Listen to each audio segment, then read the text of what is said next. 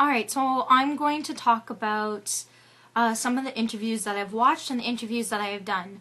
Overall, this was a really awesome experience. At the beginning of the class, well, around when it first started, I decided that I wanted to do a film project with my partner, Neil. And it turned out to be pretty awesome. I thought it would be a good idea because, to me, it was interesting to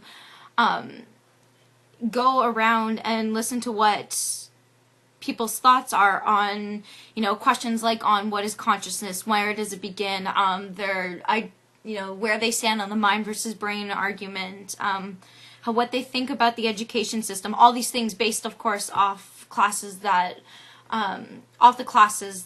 have happened and the topics that we have discussed already.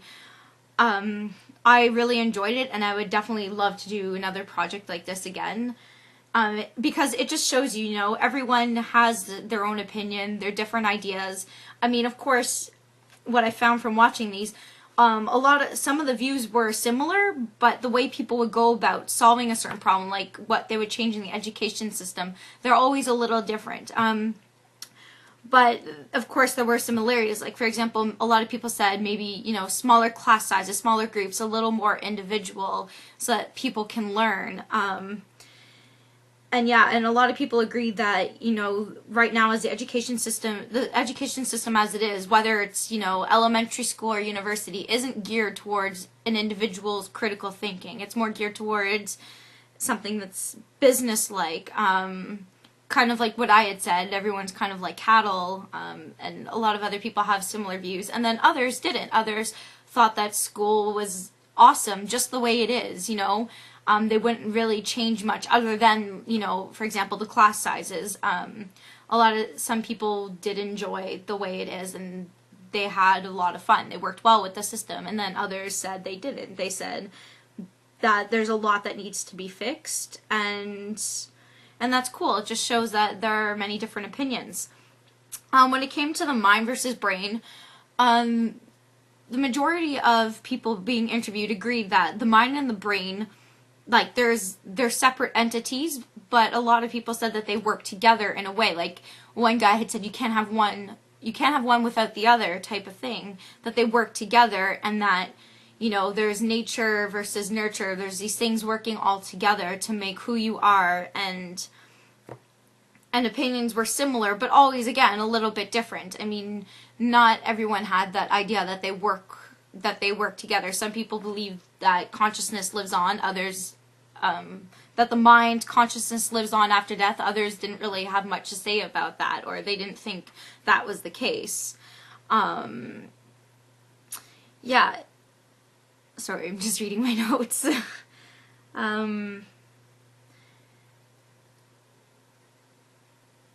So, I mean, even one person had defined, the brain as the battery, the game, and the mind is the chip. So, again, they work together.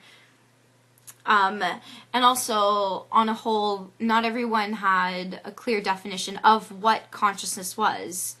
There was no clear definition. There was no origin.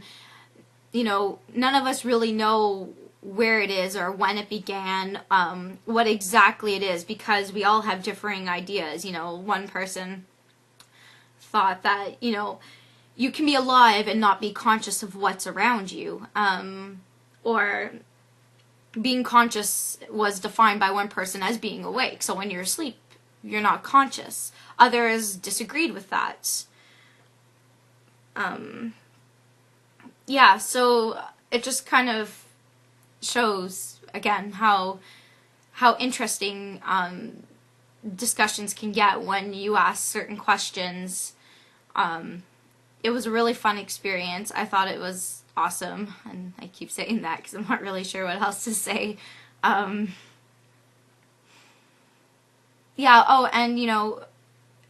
Another interesting thing is some of these interviews, if you let the people talk, they talked, like, for a while, and they kind of got all their ideas out. It's like, wow, no one's really asked me that before. I'm going to sit here, I'm actually going to think. And, people would actually sit there and talk and think, and they're like, oh, this is interesting. So maybe, they went home and started thinking, and it was cool kind of to facilitate conversations based around these topics that people don't really discuss every day. You know, you don't really get a chance. I mean, I'm sure some people do discuss these things. Yeah, and, you know, the people that were interviewed, they were of all ages, different occupations, ages, you know, around, like, 15, 16 to 65-ish. You know, there were hairstylists, there were teachers, students, just other people walking around in the mall. Yeah, so it was interesting to see what everyone had to say, regardless of age or occupation. Yeah, it was pretty cool. Just trying to think back to the interviews I personally did. Yeah, I actually pretty much summed up what, you know, the main views were, and just pointing out that there are similarities and differences between what people think. When it comes to the mind versus brain argument, consciousness, what controls behavior. Oh yeah, that was another thing. A lot of people said that it was kind of split, you know.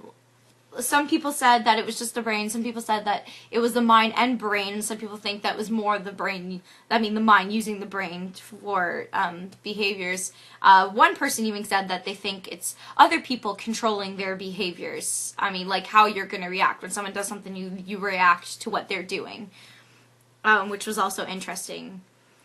Alright, well, that's pretty much all I can say. I'm going to stop blabbering now.